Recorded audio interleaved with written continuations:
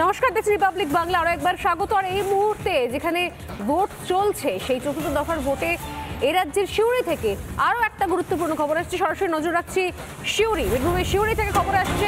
বিজেপির তৃণমূল তুমুল বচসা, বহিরাগতদের জমায়েতের বিরুদ্ধে অভিযোগ তৃণমূল কংগ্রেসের বিরুদ্ধে। এই মুহূর্তের এক্সক্লুসিভ সেই ছবি দেখতে পাচ্ছেন আপনারা। সেখানে এলাকায় পুলিশ পৌঁছে গিয়েছে। জমায়েত, অবৈধ জমায়েতকে ঘিরে সেখানে তুলকালাম অবস্থা। পুলিশ নিয়ন্ত্রণ করার চেষ্টা করছে পরিস্থিতি। বীরভূমের সিউড়ি আরও একবার উত্তপ্ত সিউড়ি। সকাল থেকে একাধিকবার সিউড়ির দিকে নজর রেখেছি আমরা, নজর গেছে সিউড়ির দিকে। এই মুহূর্তে সেখানে সিপিএম, বিজেপি, তৃণমূলের বচসার অভিযোগ আসছে। বহিরাগতদের জমায়েতের বিরুদ্ধে অভিযোগ তৃণমূল কংগ্রেসের বিরুদ্ধে। হাটজন বাজার, সিউড়ির হাটজন বাজারে পুলিশের সামনেই বিজেপি, তৃণমূল কংগ্রেসের তুমুল তর্ক বিতর্ক, বচসা।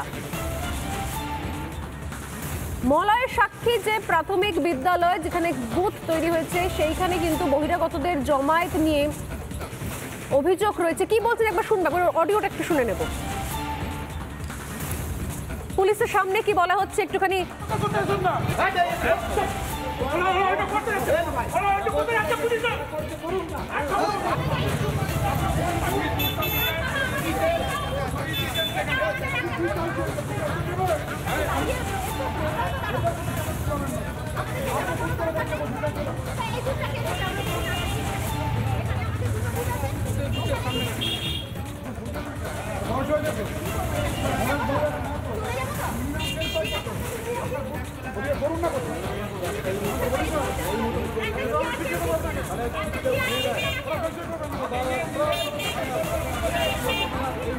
পুলিশের সামনে তুমুল বচসা দুপক্ষের। এর পাশাপাশি মুর্শিদাবাদ থেকে খবর আসছে, বেলডাঙ্গা থেকে খবর আসছে।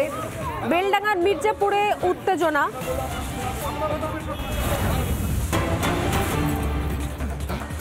বহরমপুর লোকসভা কেন্দ্র বেলডাঙ্গা মির্জাপুর থেকে উত্তেজনা। 85 নম্বর বুথে লাঠি উঁচিয়ে তারা বাহিনীর অবৈধ জমায়েত হটাতে তারা।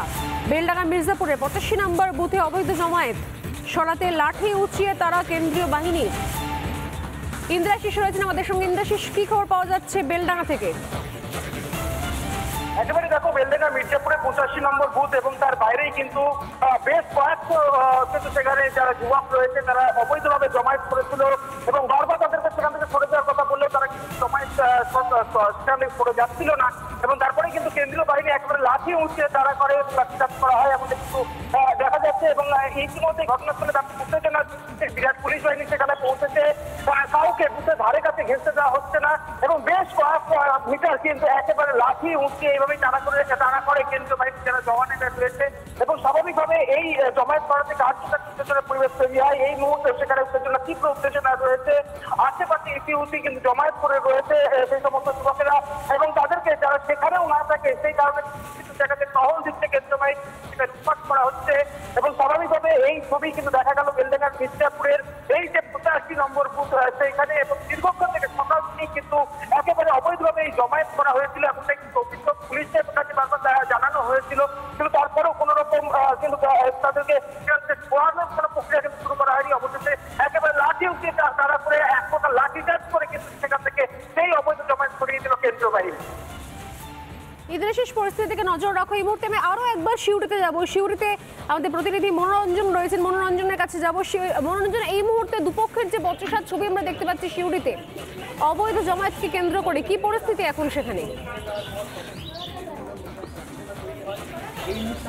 দেখো সোনালী, এই হচ্ছে হাটজন বাজার মলয় সাক্ষী প্রাথমিক বিদ্যালয়। এখানে দেখো ভোটাররা দাঁড়িয়ে রয়েছে। কিছুক্ষণ আগে এই জায়গাটায় কিন্তু উত্তপ্ত হয়ে উঠেছিল।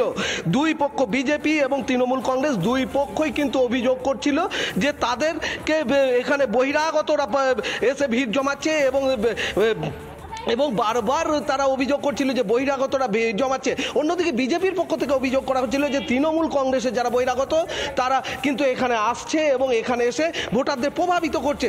আমি আমাদের যারা দর্শক রয়েছেন তাদের উদ্দেশ্যে হিন্ট দিচ্ছি যে এই মলয় সাক্ষী শিশু বিদ্যাপীঠ, এখানেই কিছুক্ষণ আগে উত্তপ্ত হয়ে উঠেছিল পরিস্থিতি। বিজেপি, তৃণমূল কংগ্রেস, বিশাল পুলিশ বাহিনী মোতায়েন হয়েছিল। আমি আরও একবার হিন্ট দিই যে এখানেই কিন্তু উত্তপ্ত হয়ে উঠেছিল পরিস্থিতি। এবং বিশাল পুলিশ বাহিনী আসে, পুলিশের সামনে সিউড়ি থানার আইসি আসে এবং সেখানে কিন্তু পুলিশের সামনেই তর্কাতর্কিতে জড়িয়ে পড়ে বিজেপি এবং তৃণমূল কংগ্রেস নেতৃত্ব। দুপক্ষ একে অপরের বিরুদ্ধে অভিযোগ করেন যে ভোটারদের তারা প্রভাবিত করছে, এলাকায় অশান্তির চেষ্টা করছে, বহিরাগতদের শেষ পর্যন্ত কিছুটা হলেও হঠাতে সক্ষম হয়েছে পুলিশ। এখন দেখার যে এই যে ভোট পর্ব, সেই ভোট পর্ব এর পর থেকে কতটা শান্তিপূর্ণ হয় এবং বহিরাগতরা কি ফের একবার আসবে। যদিও কেন্দ্রীয় বাহিনী মোতায়েন রয়েছে। দেখো স্কুলের পিছন দিক আমি দেখাচ্ছি, আমার ভিডিও জার্নালিস্টকে দেখাতে বলবো যে কার্তিককে, যে এই যে স্কুল, এই যে বুথ, সেই বুথের এই পিছন দিক সেখানেও কিন্তু কেন্দ্রীয় বাহিনী মোতায়েন রয়েছে এবং সেখানে কেন্দ্রীয় বাহিনী কিন্তু ডিউটি করছে। সব মিলিয়ে এই যে পরিস্থিতি এবং এখানে বহিরাগতরা আসছিল বলে বারবার অভিযোগ উঠছে, এখানে পুলিশ মোতায়েন করে দেওয়া হয়েছে যাতে এই পিছন দিক দিয়ে অন্তত কোনো বহিরাগত না আসতে পারেন। এবং ভোটাররা কিন্তু এখানে লাইন দিয়েছেন, দেখতে পাচ্ছ মহিলা ভোটাররা লাইন দিয়েছেন, পুলিশ রয়েছে। এবং তোমায় আরও একটু সামনের দিকটাতেও দেখানোর চেষ্টা করব। এই দেখো কেন্দ্রীয় বাহিনী মোতায়েন রয়েছে, কেন্দ্রীয় বাহিনী রয়েছে, পুলিশ আধিকারিকরা মোতায়েন রয়েছেন। যে পরিস্থিতি এখানে তৈরি হয়েছিল, উত্তপ্ত হয়ে উঠেছিল, পুলিশের সামনে কার্যত তৃণমূল এবং বিজেপি একে অপরের দিকে আঙুল উঁচিয়ে যেভাবে একে অপরের বিরুদ্ধে দোষারোপ করছিল, বহিরাগতদের জমায়েত করার, ভোটারদের প্রভাবিত করার পরিস্থিতি ছবি আমরা দেখতে পাচ্ছি, পুলিশের সামনে দুপক্ষের বচসা, সেই ছবি দেখতে পাচ্ছি। কিন্তু এই বচসার পর কি বলা হচ্ছে বিজেপির তরফ থেকে, শুনুন। রাতের মধ্যে সবাইকে লাশ ফেলে দেবে, প্রত্যেকটা কর্মীকে লাশ ফেলে দেবে বলছে, দিচ্ছে আমাদেরকে। পুলিশের সামনে হচ্ছে, দেখুন রাতের মধ্যে লাশ ফেলবে আমাদেরকে বলে রেখেছে।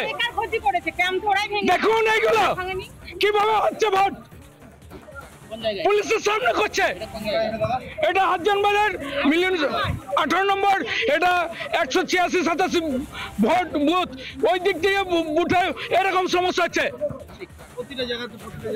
সব জায়গায়। 200 মিটার হলে সবারই সমান পক্ষ হবে। এর পাশাপাশি আমরা বহরমপুরের নওদার দিকে নজর রাখবো। নওদায় প্রিসাইডিং অফিসারের সঙ্গে এজেন্টের বচসা, সই না মেলায় বচসা তৃণমূল এজেন্টের সঙ্গে।